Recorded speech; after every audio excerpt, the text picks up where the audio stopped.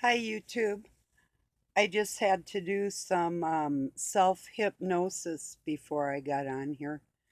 I was singing to myself, "Don't bring me down, Bruce." And you're looking good just like a snake in the grass. Do, do, do, do.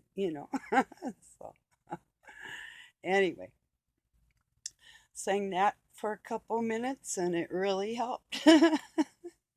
You'd be surprised, really, your mindset, how you go into things. So, but yeah, this last week's been kind of rough. A year ago, a week after my birthday, I lost well, I didn't lose her. My 21-year-old cat Bathsheba died, and the same day, a year later, my horse, who would have been 25 in April, she died.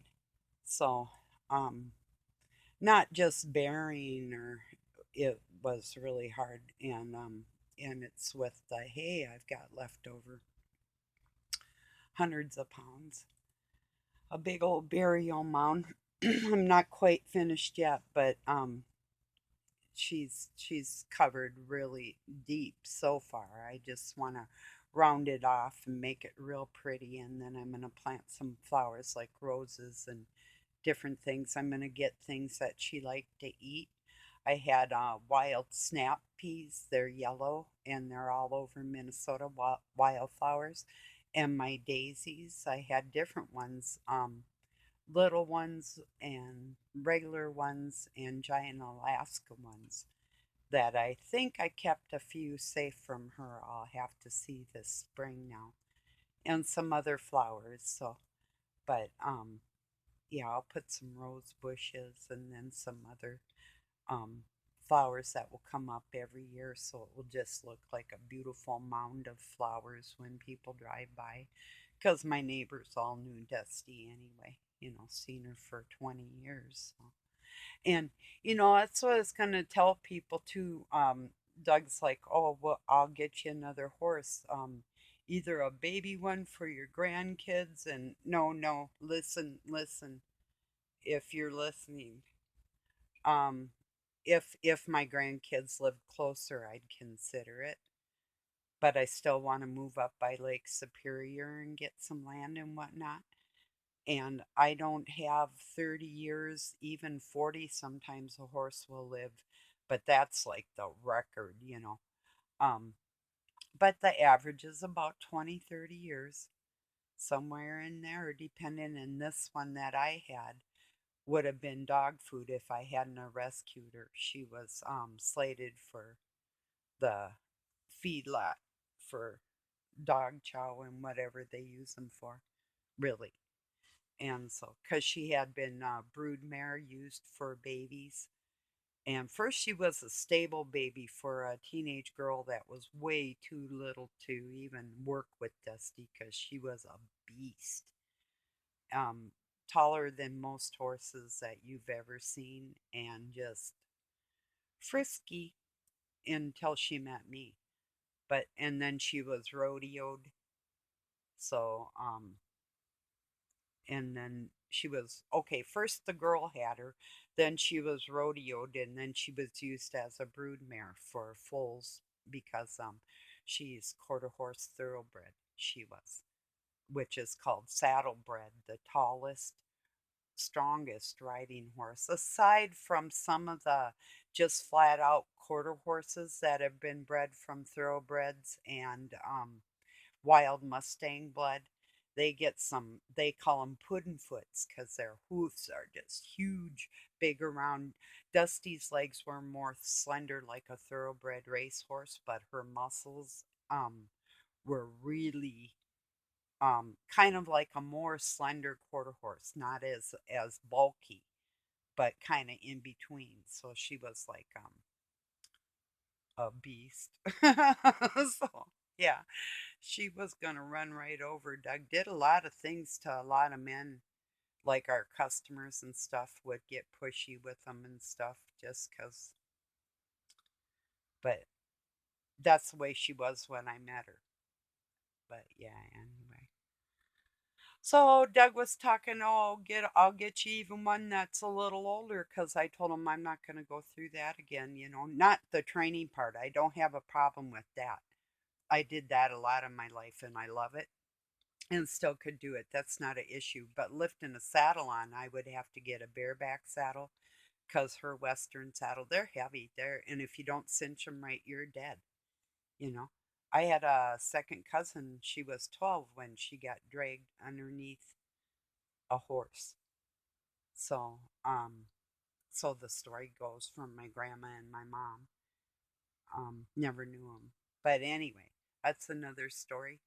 Um, but anyway, like I told Doug, now I'm down to just my little dog and I.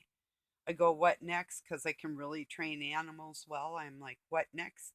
Um, I took my dog to the dentist and she used to hate getting her teeth brushed with just a regular doggy toothpaste. But now I use coconut oil and she's like freaking addicted. So I go and brush my teeth and she's outside the bathroom door waiting for me to do hers. It's like, no, this is getting out of hand. So I told Doug, what next? I'm going to get a horse and train it so I can brush its teeth every day and be responsible for it. Because if you think about it, if you have a horse for 20 years and it's cold, I was packing water when my water froze up, even though I have heat tape and on the line and it's insulated and all underground and everything else. But it gets really cold here. But I have a tank heater, so it keeps her water open, but I still got to get the water out there. Then you have the issue of any bacteria collecting, so you're cleaning it in the middle of winter.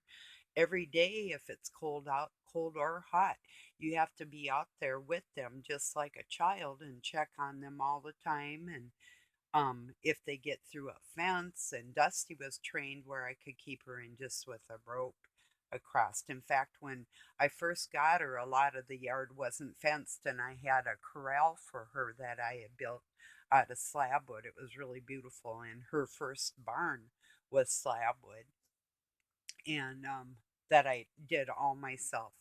And I didn't have everything fenced, and I'd let her out, except for one day. I was talking to Doug out by the shop, and she walked by the driveway and she looked at me like I wasn't talking to her. And she walked out on the road just blatant. I go, Dusty, get back here. And she looked at me like, I don't have to do what you tell me to do. You know, it's like, okay, you're in trouble now. No treats tomorrow.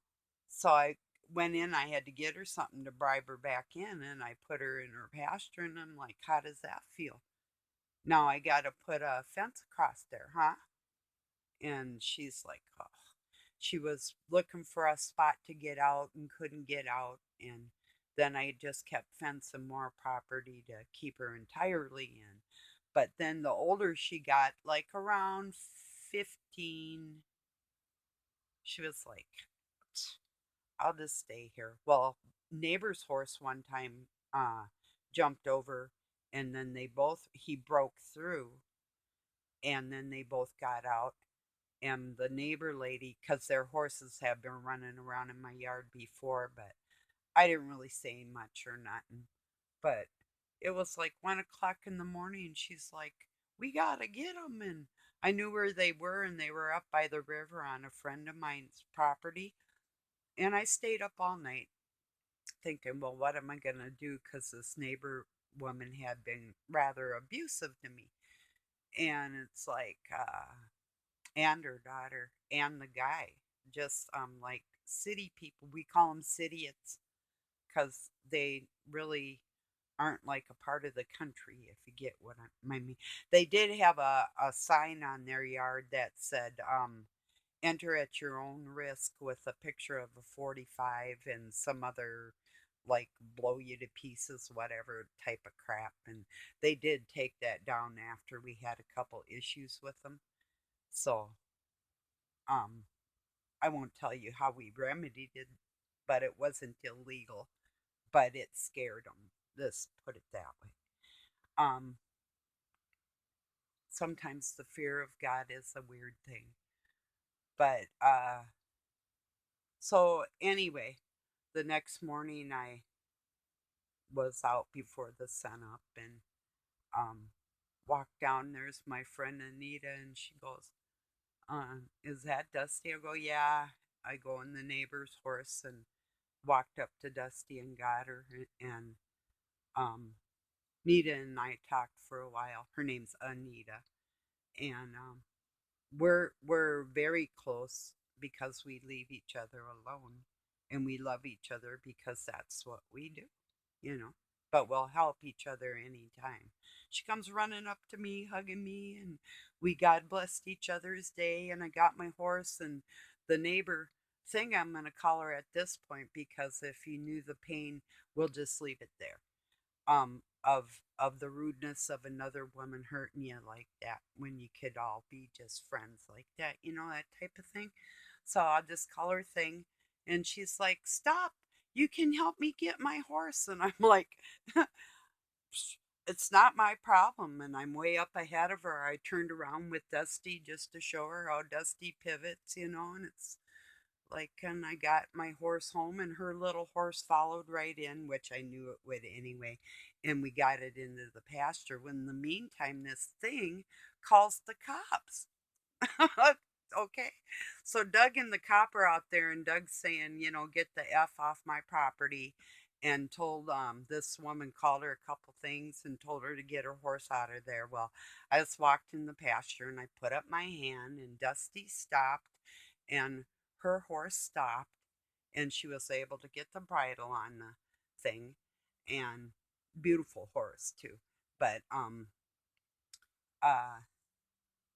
in the meantime, Doug's telling everybody get off our property. And and the cop's like, I understand your horse was over. I said, yeah, on a friend of mine's property. Yes, she was. Almost all night.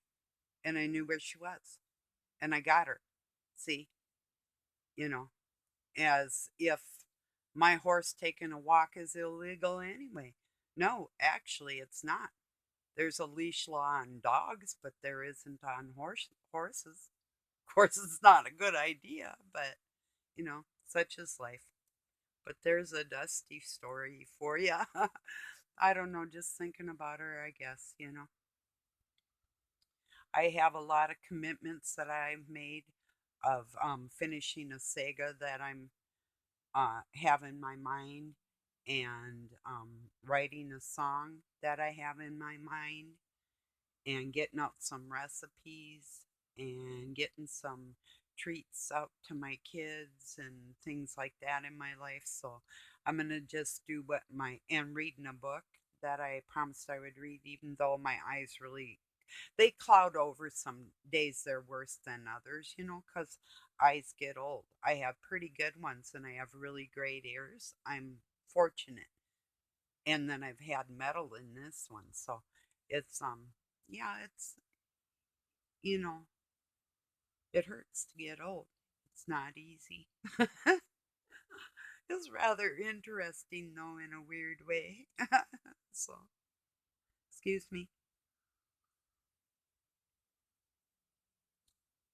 I have my Darth Vader shirt on, the expressions of Vader. It's got him smiling and confused and, sad and mad. And, oh, it's, let me see. It's all the same face: angry, happy, sad, sleepy, confused, cheerful, frustrated, excited, and proud. And they're all the same, you know. But the reason I thought it would be appropriate is I used to call my horse Chewbacca because when she was eating, munching on hay, she'd like crunch, crunch, crunch. You could hear it. And I just started calling her Chewy and Chewbacca. And, you know, she liked it too. She didn't like her name Dusty. If I had gotten her when she was little, I would have named her Patience to encourage that in her. Um, and it did work when I would, call her things like that, and then she'd bow and laugh, and, you know, just she was so cool. But Doug wants another lawnmower, and he's going to find out for 20 years I've got up and taken care of her. Um, he did a lot for getting hay and things like that too, but caring for an animal every day and everything is a lot different than just having them around and saying, "Oh, that's cool," or the times when he didn't have to mow the grass, which is a very large yard. Um, takes hours for all the trimming and different things. Not just with my horse, but when I would do it. So I just told him that's how I got on it. Getting another horse, I know um, he does miss her. He knows he's going to have to mow, but I told him I don't have a problem with that either. I don't mind mowing the grass. And just caring for the animal. I said, if you want one, you get one. And he goes, and no offense, Sissy, Ebony, if you're watching, he's like, how about some goats? I go, I don't like goats. No goats. He's like, these goats or that goats. Tiny goats, no goats. I don't like goats. No offense. I mean, they're cute as hell. Cannot tolerate the way they smell. Even their milk, if it's from Tucantog's the best or whatever. And some goats' cheeses I like. And some goats are a little cleaner than other goats, but I'm not really big on goats. If I did go that route, which isn't a good idea because we have so many wild animals like wild dogs, and coyotes and wolves and puma and that I would get sheep because I had my own sheep and so or calfies or something, but no, I'm not caring for. I mean, I've had literally decades out of my life caring getting up. You have to get up. You get up with the sun and you go to bed with the sun. That's the life of when if you're ranching or farming or whatever. Well, you get up before the sun and you don't get to bed before way after dark. I and then plus being around all the nonsense of sleepless nights, decades and decades of that. It's like I was freaking getting well. I've had a stroke. Excuse me, and a lot of it was allergies, but I was really strong. But you can really only do so much. Well, what actually led to that was we had all the pipes under our house redone for gas lines, brand new gas lines, and they hung them with um, water fittings instead of gas, and they leaked for 2 years. Right where I was laying was a vent, and it was coming up. My rabbit got sick. I had an indoor bunny for a long time, and my bunnies would walk on leashes and stuff. So anyway, my bunny got sick. I took him to the vet, and they were going to just send him home to die, but I saved him, and he lived another like 6 years. And um, but my kitty was acting kind of weird, and then I had that stroke, and I thought it was because I had a operation here from a deviated septum from having my nose broken um, several times. But anyway, had this operation, and the allergies had backed up my drainage, and all my hair fell out. It was just almost like cancerous, because it was an infection through my body. It was like wicked. And that was all from allergies and deviated septum and the gas line. And I had a stroke because of it. Like the whole left side of my body freaked out. And I kept telling the doctor and that the symptoms would happen more at night, and they should have kept me in the hospital overnight, but they didn't.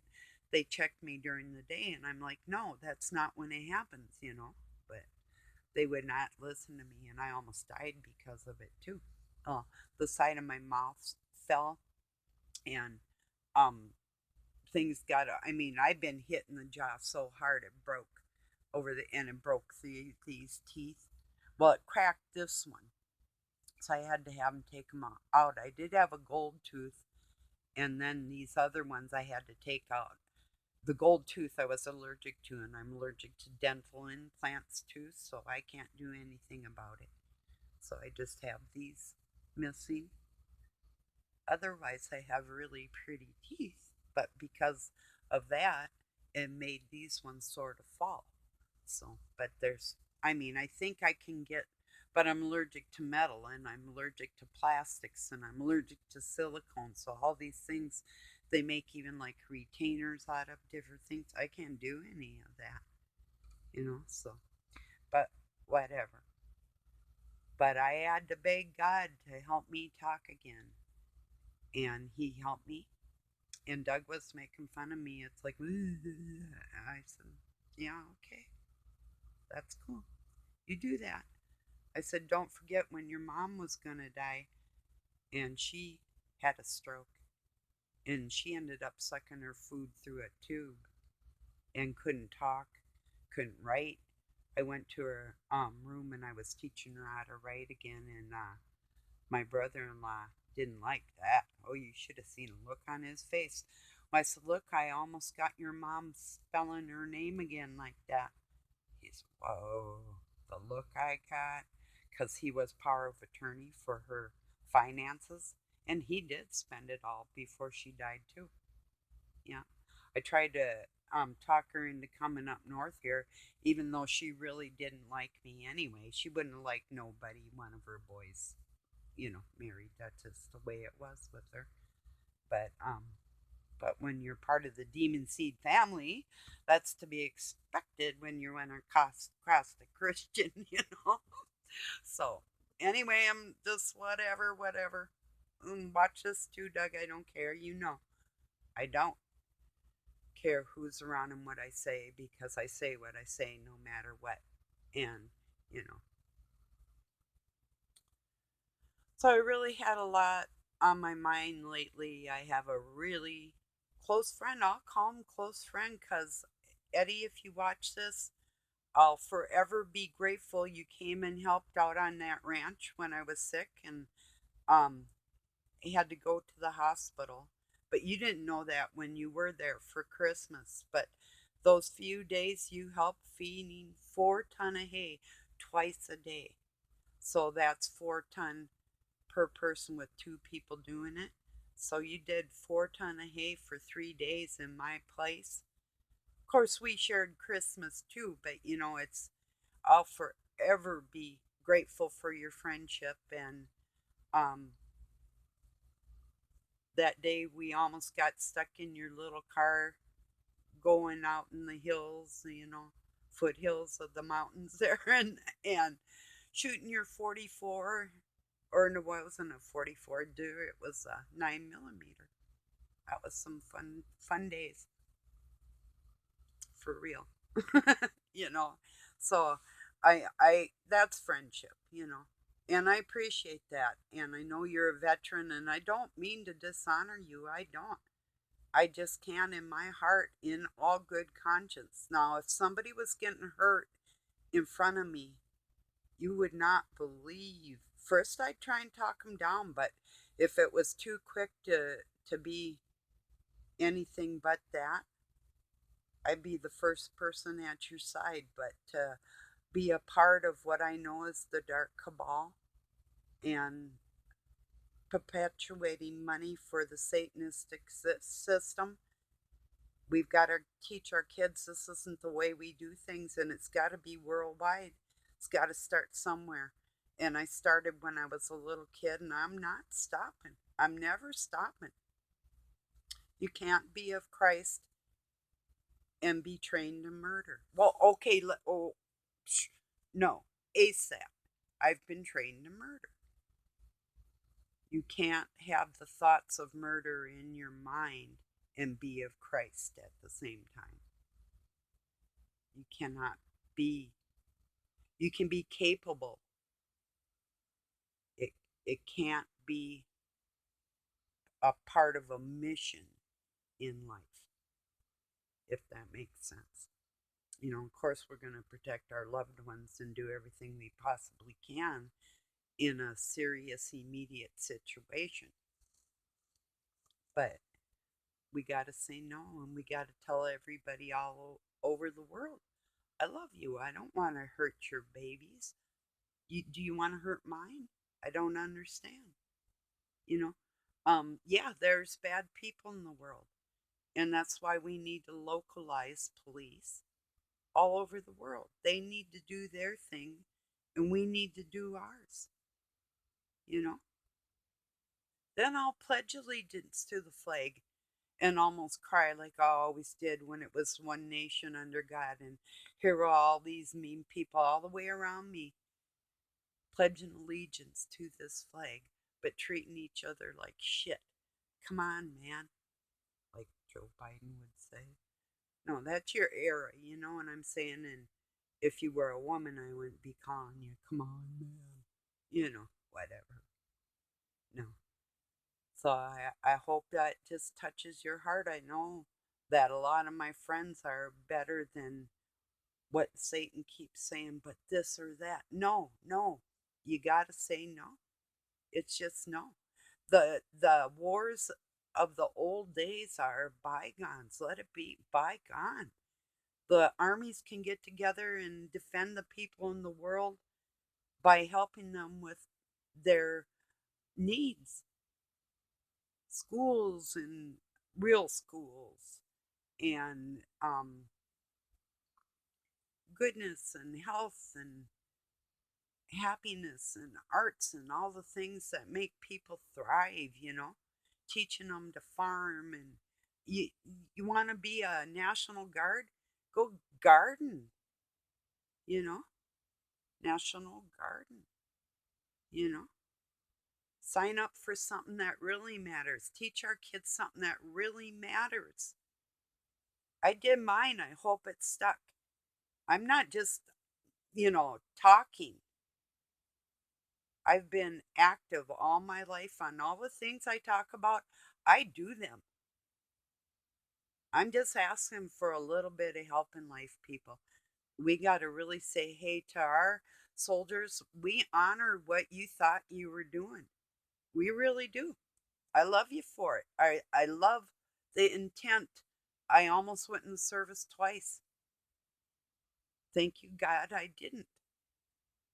Because even as a conscientious observer, they can mess you over, and it's not worth that, is it? You don't give your soul for another human ever. You just don't. You don't do that. And we can't teach people that it's okay to do that. Just stop it, you know? So I'm done preaching on that note for this moment. But, you know, I really do love people that much, no matter what.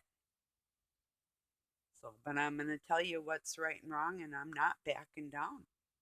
I won't. I can't. I'd be letting you down if I did. That's called being remiss. When you don't tell the truth in life, that's being remiss. When you have an opportunity to tell somebody the truth, then you do that. That's the right thing to do, isn't it? That's if everybody starts doing that, our world wouldn't be so messed up. Gotta go. I hate it when I have to feel like crying. I'm not gonna cry. And then I get mad at Satan for putting this bad blood on this planet and perpetuating something in under the name of God. One nation under God. Damn it anyway. Enough already.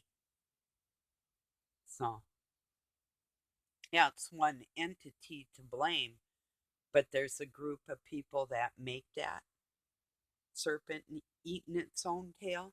It's a whole family system. And hey, opt out of that family.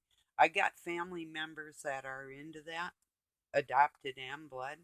It's I, I'm related to the McDonald's, a direct descendant. opting. I don't want to know you and generals and armies and stuff. No, I don't want anything to do with that. I'm opting out, backing down. So, and the other ones are from the line of like George Washington, for instance, my adopted, you know, backing down. So that's what's on my mind, everybody. I thought I'd get on here. I know there's some people that miss me, and I don't have to miss you because you are making videos all the time. Just want you to know that I have been resting a very much needed rest. And even on those days, Doug will say, I thought you weren't going to do anything. Well, what I do is I tell myself I'm not going to do anything today. So if I get something done, then I feel good, you know? So, and then I just did everything that needed to be done, and then you feel great, But if you have so many things to do and you're just like, Psh, I'm not doing nothing, and then you end up doing it all, hey, ta-da, you made it. Or if you even do one thing, or if you can't and you actually do need a day of rest. I took one of them this year so far. One day. But I had everything set up from the day before, like all my wooden extra and that, that type of thing. So, but I still got more burying to do with Dusty. Doug did take the tractor and was able to put one big bale on there, and we got another one. But I got a bunch of loose hay, and I was taking my flying saucer at first and taking my pitchfork and piling it up, and then taking it over, and I had plywood on her, and then just started mounding the hay on her and whatnot. So, and I got more of that to do, like I said. So, and it is my shoulders hurt sometimes because I caught Doug here and broke all this real bad and had him ganked out and whatever. Name a spot that don't hurt, that type of thing. But it's okay. Um, I don't walk around like, oh, poor me, whatever. I'm like, oh, I hurt today, and I just keep going. That's pretty much what I do. If I can't. There's days I couldn't, so don't get me wrong on that. I've had my weak moments. I'm glad that when I was having a stroke, it felt like it could have been a heart attack. And believe me, I couldn't even pick up a cigarette and smoke it. I was that sick, you know. So it wasn't from anything I did to myself. Um, but I'm glad when it was happening, I had the foreseeance to say, please, God, help me. And He did. And I didn't stop saying, please, God, help me. And He does.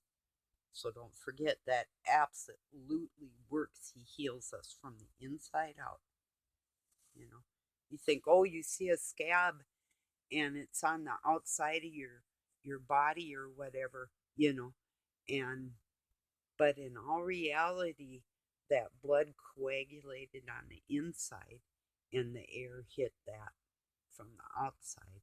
But it started healing from the inside first, just like if you cut yourself and you put pressure on it, then you try and hold it for at least a minute to see if you can get, like, if it were a vein, if it's a major vein, you don't even let go until you get some help, you know. But if it's just like a regular wound, you can usually hold it for like a minute or so, and it should start healing from the inside first. Unless it's a severe puncture, then you again may have some problems. But I seen a movie where they took some stuff from, oh, I think it was like from Australia or something, took a round ball of some like crunched up herb, and they stuck it in this woman's wound in her thigh. She got like an arrow through her thigh, and or it might have been a western, and dude pulled it out, and first he broke off the arrowhead, then he pulled it out, and then he just put this gunk on one side of her leg, And I'm thinking, but what about the other side, dude? And then he wrapped it up, but it's like, what? Wow. I've been cut. I would like the inside of my thigh at an angle. I had it cut with a utility knife. I was getting a piggyback ride from my ex. We had been drinking, and I slid off his back onto his utility knife, and it sliced my leg open. Well, I didn't even know it until early in the morning. I had laid there in blood for quite a while. I went in the bathroom, and it's like, we were like maybe 19. And I'm like, what the? And I felt kind of faint, and I thought, what the hell? So I had a gash like that in my freaking leg and an angle on my inner thigh. It's like, holy shit. And then after I got to know all the things that happened to me with him, it's like, I wonder if that one was on purpose. Because when people do things to you, really, narcissists really, the real dirty bloodline, when they do things, and then you can't really prove it. It's like, well, this was some wicked ass shit, all the way through it. So I can't go for that, but no can prove. Hollow notes, I can't go for that no more. you know. So anyway, well, I was gonna let you go. I'm gonna let you go. I hope you enjoyed visiting, and thank you for joining me.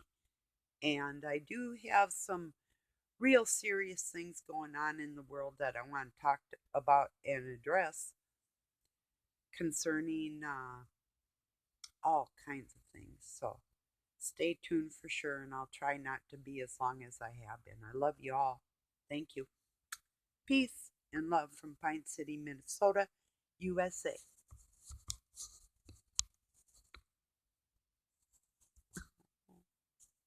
Okay, wherever the heck I'm from, right?